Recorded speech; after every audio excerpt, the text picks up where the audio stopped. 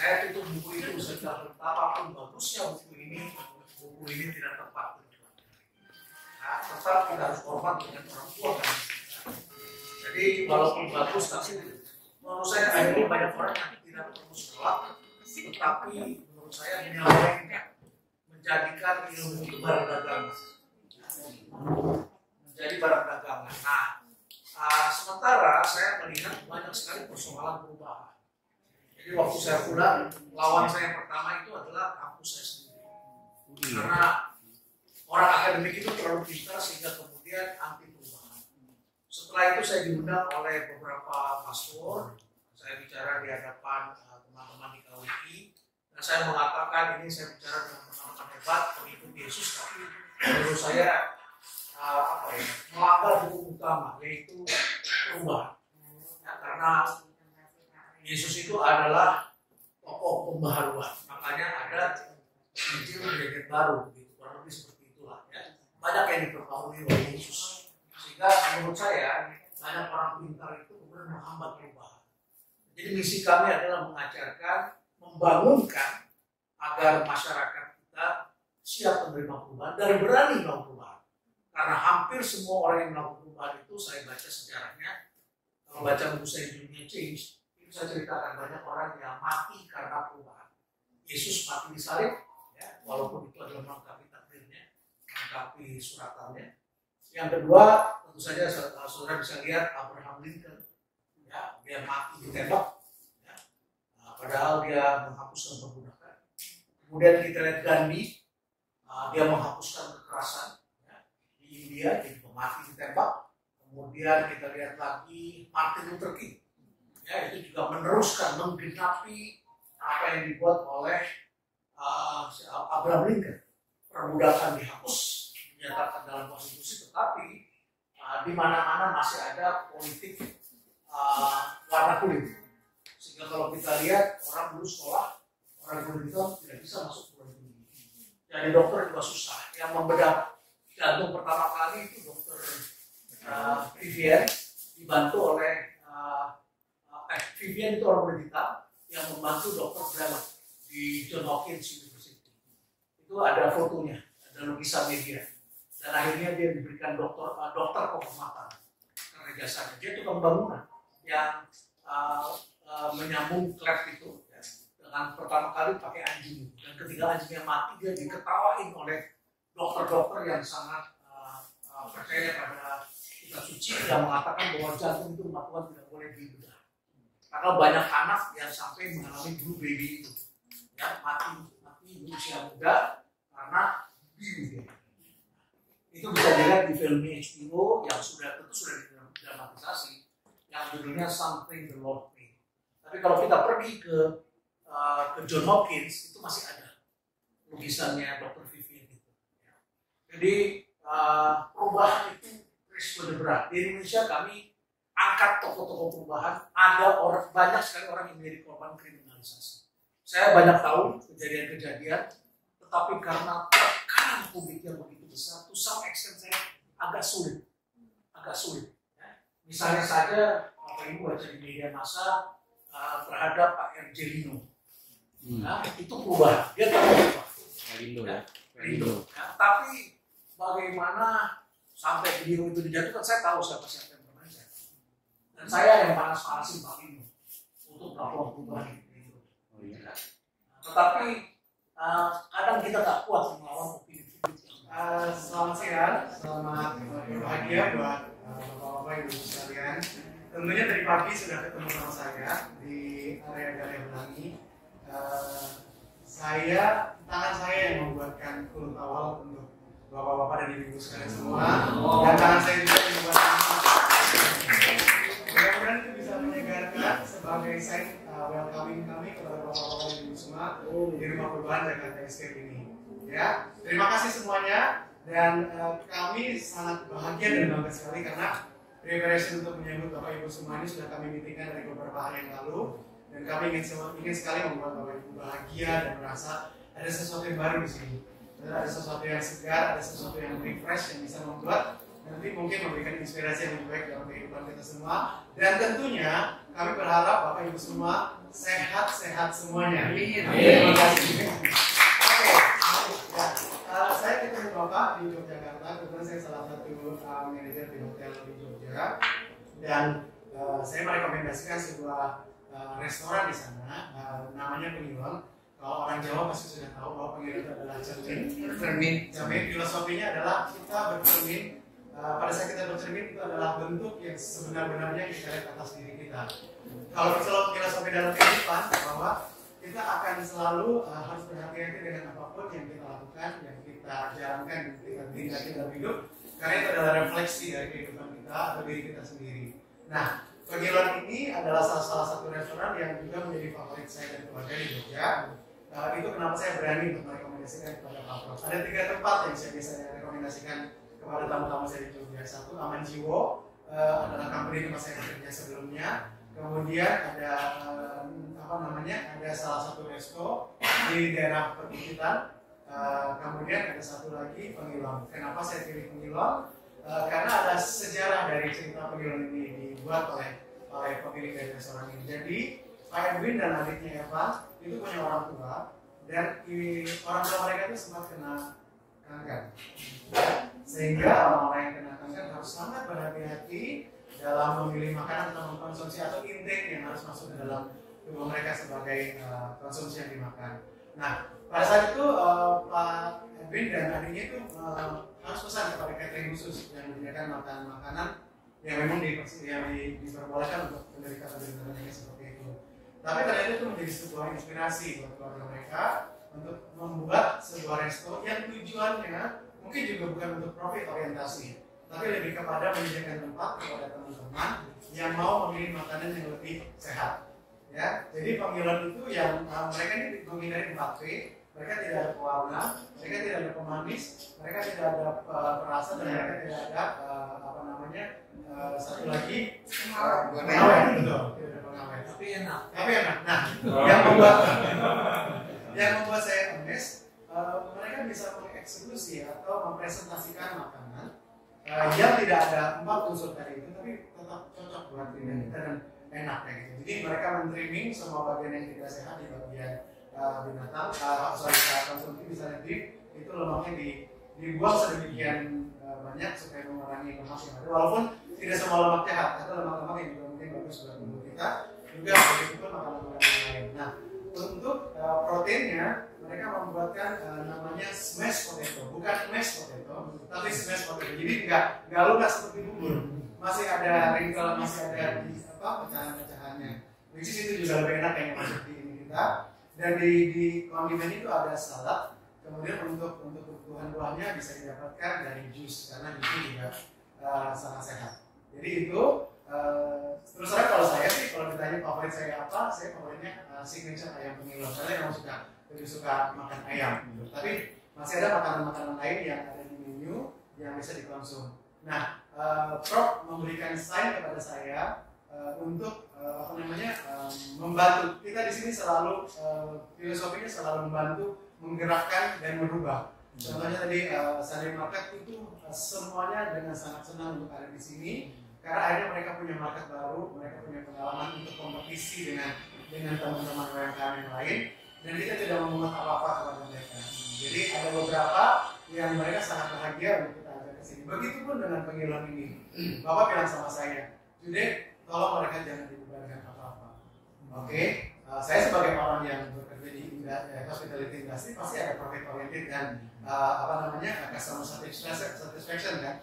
Yang ini saya ini dulu sama Prof. Nanti dulu ya. Kayak gitu. Yang ininya nanti dulu karena kami pengen memberikan edukasi, kami pengen menyebarkan bahwa Rumah Perubahan adalah pionir yang melakukan banyak perubahan untuk hal-hal yang positif. Terima kasih. Silakan menikmati. Hubungannya ya dengan rumah makan Pengilon Yogyakarta ini sebagai cabang atau laba ini atau license gitu enggak? Iya Pak. Jadi kita lebih kepada kekeluargaan dan mereka dengan senang hati. Saya jadi gini. Pada saat saya menawarkan kepada mereka untuk ada di sini, mereka saya panggil dulu Pak untuk di sini. Jadi saya tidak ada pressure apapun ke mereka, saya tidak insist apapun ke mereka. Saya biarkan mereka makin keluar tempat ini dan merasakan ketenangan dan kenyamanan di sini. Akhirnya mereka yang meminta ayo Pak, segera kita lakukan. Jadi ini adalah cabang dari sana yang diakomodasi oleh rumah perubahan tempatnya. Ada alasannya kenapa demikian. Pertama, tempat ini masih sepi.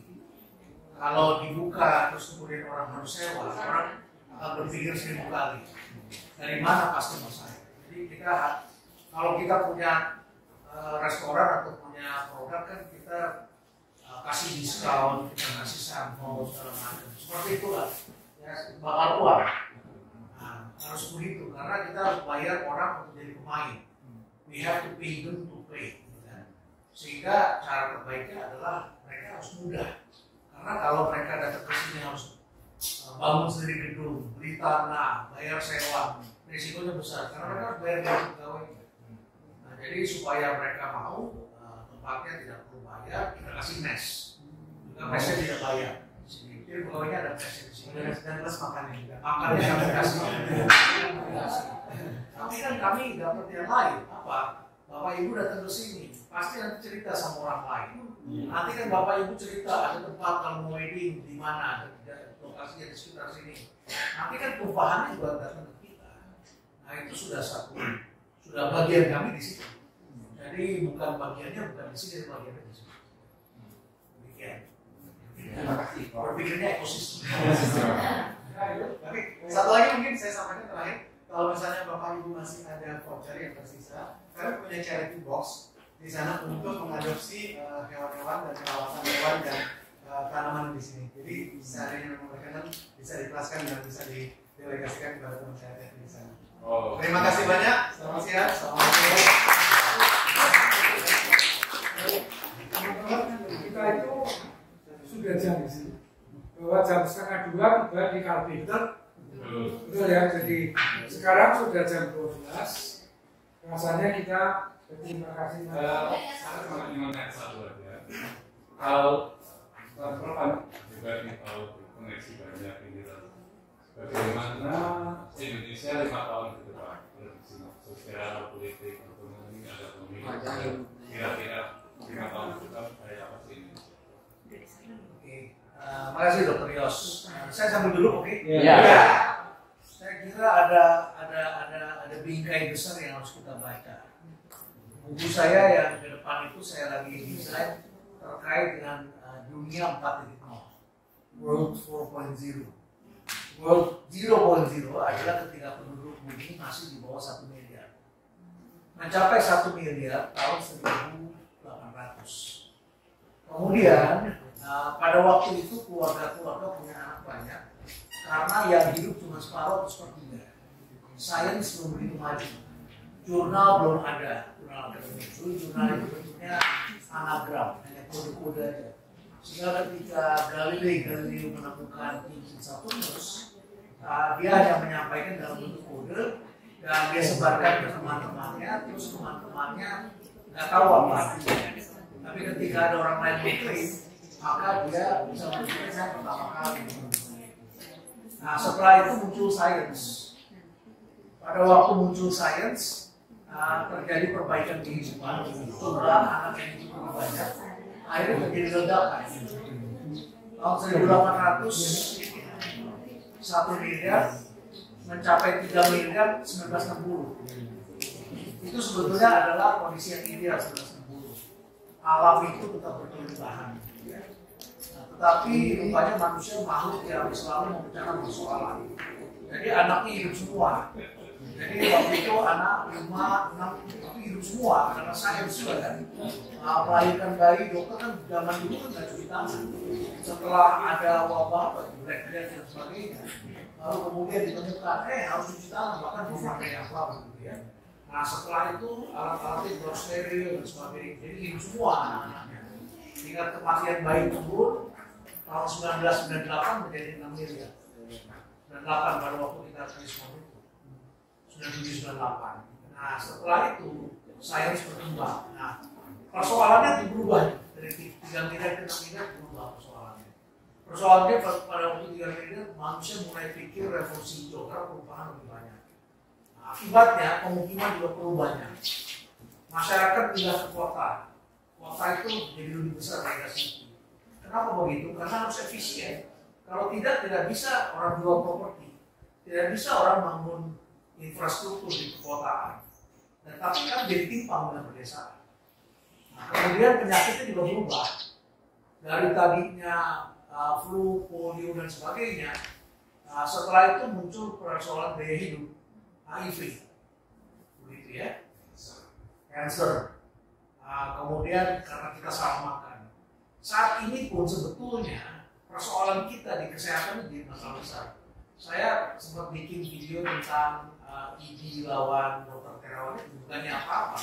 Karena bagi saya di ikatan profesi dokter harus masuk unsur pasien manusia. Karena kita sebagai pasien, apalagi seumuran kita yang paling dikorbankan oleh cara-cara dunia kedokteran yang terlalu spesialis. Tapi bukan di sini dokternya kok. Hari ini anak saya sedang dirawat di Jerman, ya, karena oleh perilaku dokter yang serampangan memberikan resep spesialis.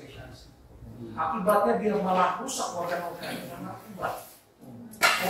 Jadi akhirnya sekarang detox obat. Ya. Bayangkan masih muda dituduhnya diabetes. Karena memang ini tesnya begitu. Padahal itu ada penyebabnya yang tidak didalami. Jadi kita sebagai pasien itu bisa memberikan saran yang lebih baik kepada ikatan dokter. Bahwa dokter itu juga harus melihatnya integral. Organ-organ kita ini jangan bilang spesialis yang sendiri. Hari ini pun saya juga menderita karena saya kena saraf kejepit, obat banyak, akhirnya setelah itu malah saya autoimun di usus. Dan untung saya kemudian ketemu orang yang bisa membersihkan itu. Dan akhirnya saya harus menjalani beberapa terapi dan sekarang mulai membaik. Dan saya tahu itu bagaimana, saya punya pengalaman. Nah, makin kesini kita lihat kan dunia dokter juga berubah. Ada sekarang macam-macam pendekatan. Dan pasti yang lama the best ini kan belum bisa menerima. Begitu ya. Katakanlah aku kunjung sekarang kan sudah bisa mulai diterima di beberapa rumah sakit dokter sudah melayani aku kunjung. Pasiennya juga senang kenapa. Katakanlah banyak sekali praktek baru yang dokternya dapatnya kursus. Apakah semua dokter kesana benar-benar kursus? Ada juga yang tidak serius untuk belajarnya. Ya. Tapi ada dokter yang sangat serius, tetapi belum bisa diterima oleh komunitas. Jadi ini adalah persoalan-persoalan yang akan muncul. Nah, sains pun begitu hari ini. Itu mengalami dilema besar. Tahun 1970-an ada ahli biologi yang bertengkar dengan ahli ekonomi karena menyangkut soal ramalan masa depan. Ini kan ada kerinduan orang ramalan Robert Malthus menjadi kenyataan, tapi tidak jadi kenyataan. Ya. Karena dilawan oleh inovasi manusia. Robert Malthus mengatakan bahwa manusia akan kalah, pangan akan kalah oleh manusia. Jadi pertumbuhan manusia dari ukur dan tumbuh ya manusianya, populasi. Sedangkan yang satunya dari itu, begitu ya, pangan. Tapi tidak terjadi karena manusia kan melakukan migrasi, melakukan revolusi hijau. Manusia itu selalu cari jalan keluar pada persoalan. Itu karakternya sapiens, homo sapiens itu begini, cari jalan keluar. Nah, 1976 itu ada dokter namanya siapa ya? Terkenal itu, bukan dokter, ahli biologi. Dia melihat tempat ini sebentar lagi di kelaparan. Terus dilawan oleh Profesor Simon, ahli bisnis ekonomi. Simon mengatakan enggak, manusia itu inovatif, enggak akan kelaparan. Terus akhirnya mereka bertaruh. Jadi ini pertaruhan akademik juga pernah terjadi. Caranya mereka beli saham tambang. Sayangnya yang dipilih tambang. Coba kalau dipilihnya bahan pangan, itu harga beras dalam 10 tahun naiknya luar biasa, harga ikan luar biasa naiknya, daging naik luar biasa setiap 10 tahun. Ya. Sampai sekarang manusia membuat daging yang dibuat dari fat, kan sudah terjadi. Ya. Terus mereka bertaruh, tapi taruhnya kepada saham tambang, tembaga dengan krum dan sebagainya. Setelah 10 tahun mereka cek itu harganya, ternyata harganya bukan naik tapi turun. Itu menimbulkan pengertian bahwa supply-nya tidak turun. Karena yang dikhawatirkan kan bumi ini kalah oleh populasi manusia. Tapi populasi naik terus, tetapi supply-nya tidak turun, supply-nya naik terus. Kok bisa? Karena manusia merevolusi, memperbaiki, menginovasi. Jadi ketemu. Dan akhirnya profesor biologi yang mengatakan akan terjadi kecelakaan kalah. Nah di World 3.0 manusia masuk dari 2.0 ke revolusi industri, kemudian masuk ke IT. Ke depan tuh apa? Ke depan adalah kehidupan artifisial.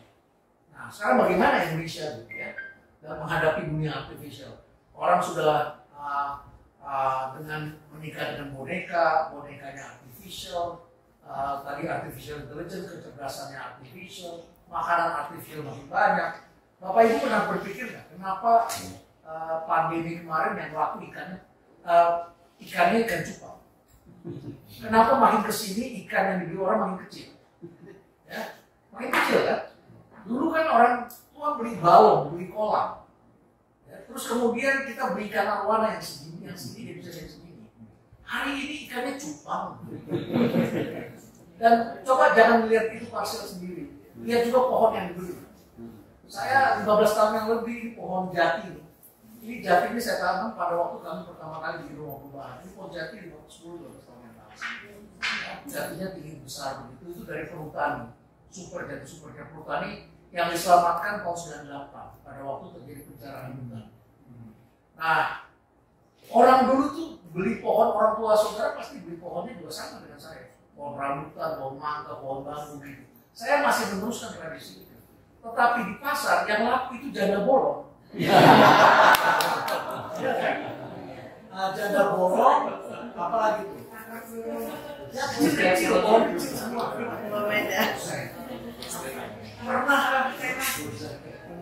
Pernahkah kita refleksi apa di balik itu? Jawabannya adalah ledakan penduduk. Rumah semakin kecil. Orang tinggal di apartemen, nggak mau ribut. Hanya piara ikan di gelas kecil ini bisa. Ya, biar apa punya pohon, yang penting punya pohon. Yang bisa kita lihat setiap hari, kita sindir, kita pandangi, gitu ya. Kita bisa punya. Dan kemudian lari ke dunia artifisial. Jepang itu kita masih piara pets, masih piara anjing kucing. Ya. Pak Bing sama anak saya di sini saya mau bikin pets klinik di sini. Terus tapi orang Jepang itu bukan pets, tapi Tamagotchi, ya, pets elektronik yang harus dikasih mandi, dikasih makan, gitu kan? Petsnya elektronik. Itu adalah karena dunia masuk ke dunia artificial. Nah, itu jangka panjangnya dunia artificial. Jadi akan terjadi persoalan. Nah, yang kedua, politik internasional. Politik internasional ini berbaur dengan pandemi. Yang pertama itu jangan melihat perang itu Rusia lawan Ukraina, tetapi lihatlah NATO lawan Rusia, dan itu mencoba untuk mengisolasi Rusia sehingga mengakibatkan sekarang dunia mengalami krisis pangan dan energi karena dua negara itu, Rusia dan Ukraina, menghasilkan tepung terigu dan energi yang mengakibatkan Eropa tidak bisa mendapatkan energi murah. Ya. Nah, yang ketiga, krisis keuangan. Pandemi itu membuat kita selama pandemi mengeluarkan uang tetapi tidak bisa produktif. Dulu pengeluaran uang itu harus dilakukan untuk membuat orang jadi produktif, misalnya padat karya. Tapi pandemi, negara itu mengeluarkan subsidi, ya. Negara mengeluarkan subsidi untuk rakyatnya tinggal di rumah.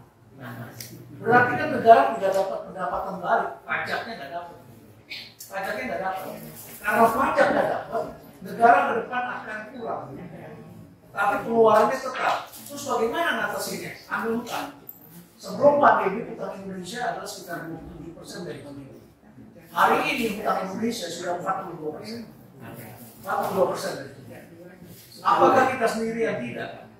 Saat ini ada 109 negara menurut PBB, 109 negara yang mengalami satu dari 3 krisis. Krisis pangan, ya, krisis energi, dan ketiga krisis uang. Setelah Sri Lanka diramalkan Malaysia, ya, yang dekat dengan kita. Singapura masih aman. Kenapa?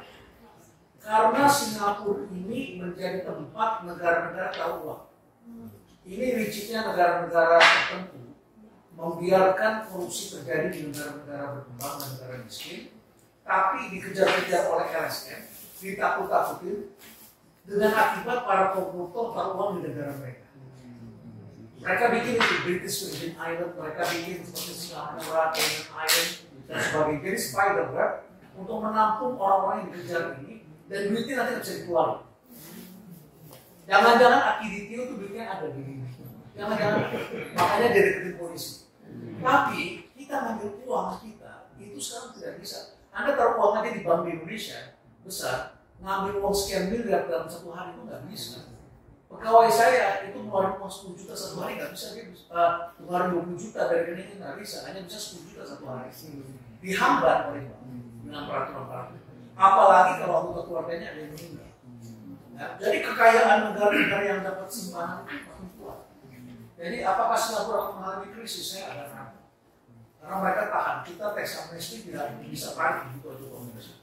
Nah, jadi dunia sekarang mengalami satu dari tiga krisis itu.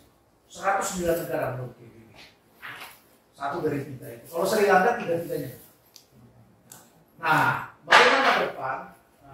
Ini pandangan bisa berbeda, tapi hari ini kelihatannya Pak Jokowi belum memutuskan, PDIP belum memutuskan sebagai partai besar.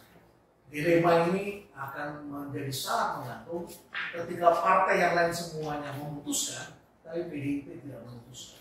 Ini menjadi masalah berat bagi kita semua. Karena partai yang lain langsung berkolaborasi, sekutunya partai-partai kecil itu menjadi besar. Dan yang saya takutkan peristiwa di Sumatera Utara yang terjadi. Di Sumatera Utara PDIP merasa kuat, besar, cuma sendirian, tidak mencari partner, melawan partai-partai yang bersekutu. Dan akibatnya ketika harus mengambil PKB, bayarannya jadi mahal, sewa perahunya mahal. Karena dia harus tambahin berapa persen sedikit dari PKB yang bersedia, menjadi mahal sekali. Nah, jadi kita yang harus dorong ini adalah partai yang nasionalis agar tidak gantung. Karena sekarang ini yang disebut Pak JK itu benar terjadi. Orang yang dipilih atau diinginkan rakyat tidak punya partai. Sedangkan yang punya partai, orangnya calonnya tidak dipilih masyarakat. Nah, kalau kita bisa dorong partai besar itu siaga dari sekarang, akan lebih aman. Karena lebih pasti kolaborasi itu dari sekarang, tidak bisa nanti.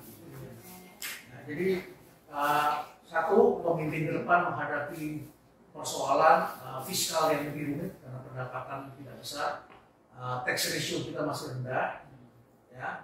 Yang kedua, masyarakatnya menjadi sangat dinamis. Saya cerita sama Pak Adi minggu lalu dengan teman-teman datang 2 minggu lalu. Siapa segmennya di sini? Saya suruh menjawab. Karena saya lihat orang bawah pun cepat sekali jadi orang kaya saat ini. Saya naik, kalau kita naik bisnis kelas aja, Bapak Ibu lihat saja. Tamu yang di depan kita wajahnya kampungan kan, bisnis kelas, gitu kan? Keluar dari kelas kita kampung DC, mereka yang kemarin itu orang miskin, yang kita nonton di YouTube itu, kamu belum kecilnya apa, keluarga kamu orang kaya, enggak? Saya berasal dari keluarga tidak mampu. Hari ini menjadi artis terkenal, punya duit banyak. Hari ini yang datang di sini banyak orang-orang aneh-aneh. Kami jualan sayur dibeli untuk kasih makan rusa. Padahal orang menengah bawah. Yang kelas menengah bawah punya duit banyak untuk spending. Yang kelas menengah ke atas kayak bapak-bapak ini punya duit, tetapi udah nggak mau keluarin duit. Duren, makan nggak? Bilang kan. Apalagi bawa istri, wah makin ditahan kan. Tapi mereka yang di bawah nggak pernah makan musanti. Saya bingung, rumahnya di mana? Saya mau makan. Nekat di musanti. Karena mereka nggak punya beban fixed cost.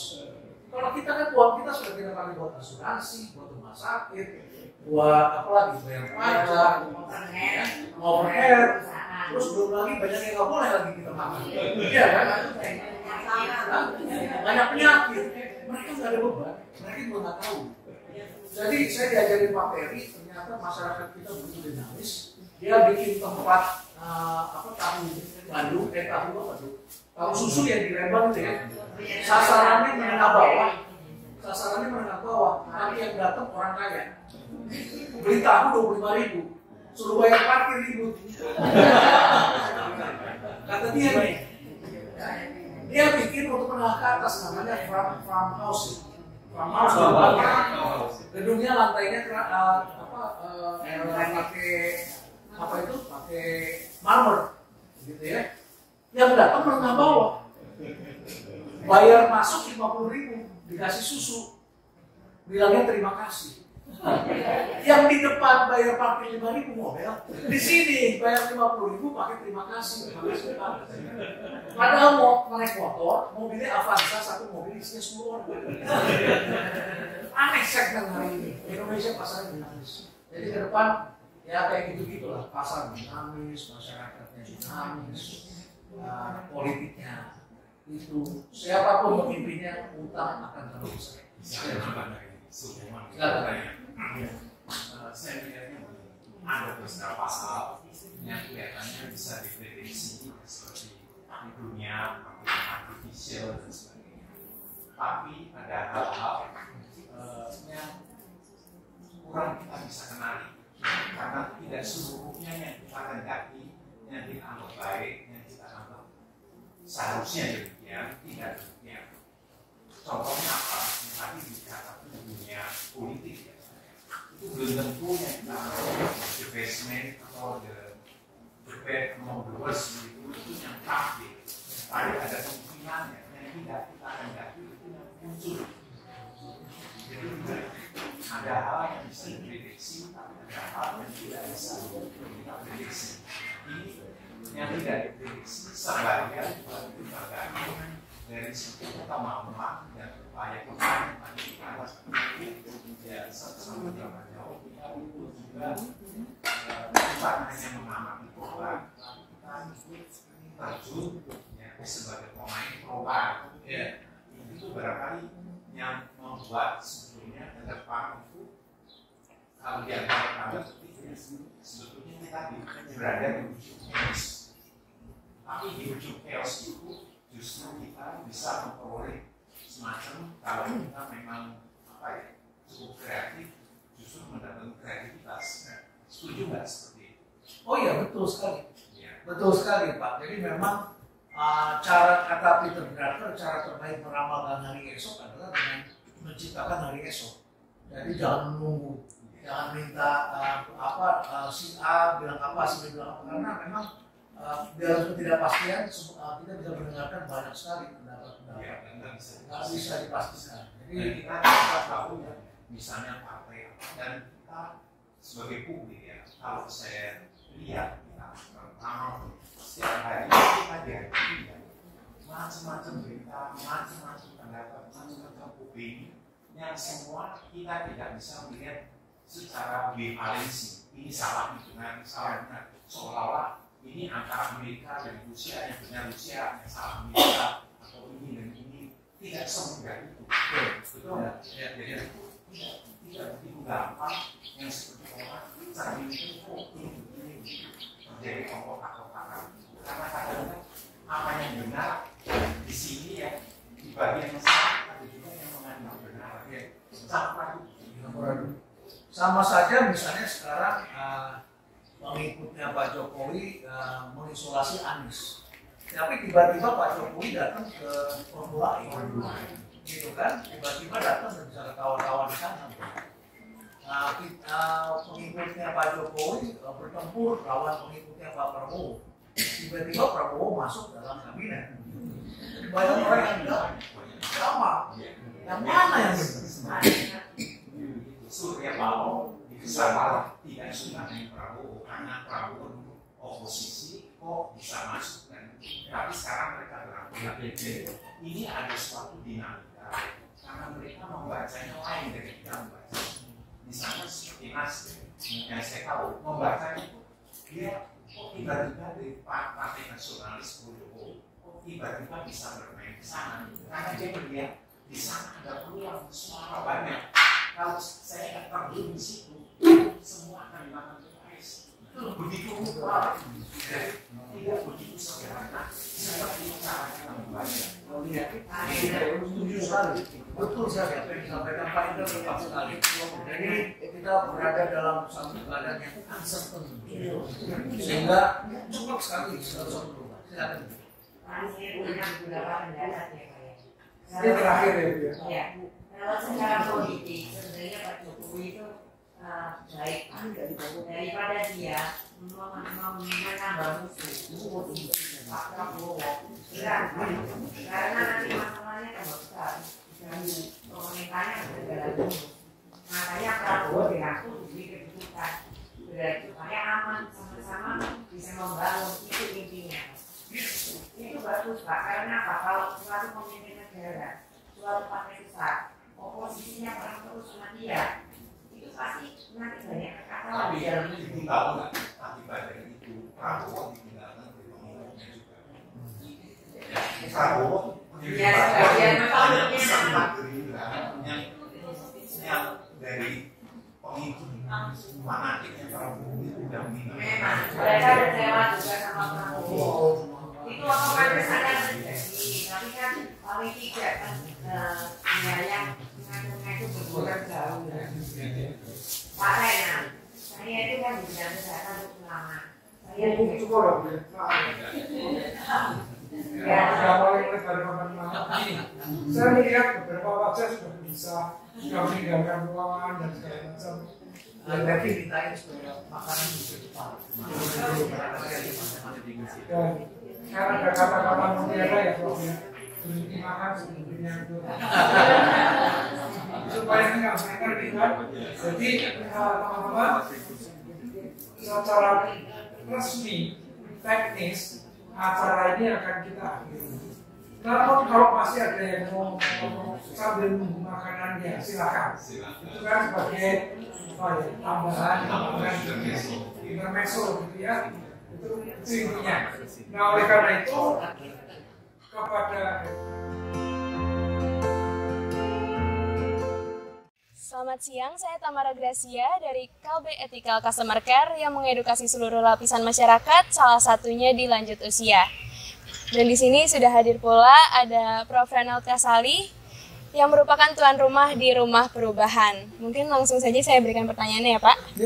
Ya, pertanyaan yang ingin saya tanyakan, bagaimana pendapat Pak Renald mengenai lansia yang ideal? Lansia yang ideal. Jadi kita bicara ada yang ada dan ada yang ideal. Yang ideal panjang umur, sehat. Panjang umur kan lansia itu panjang umur ya. Nah, tapi panjang umur itu harus sehat kita, harus sehat, pikiran positif, tidak menjadi beban bagi orang lain, tapi malah bisa mengayomi, memberikan pandangan-pandangan pada orang lain. Jadi hidupnya sejahtera, hidupnya berkualitas, bisa menikmati hidup. Buat apa kita panjang umur tapi tidak berkualitas? Siap. Itu saja Pak. Berarti lansia yang ideal gak cuma panjang umur aja ya Pak Renald, tapi juga yang berkualitas. Baik, ya. Terima kasih Pak Renald untuk sharingnya. Selamat siang. Selamat siang.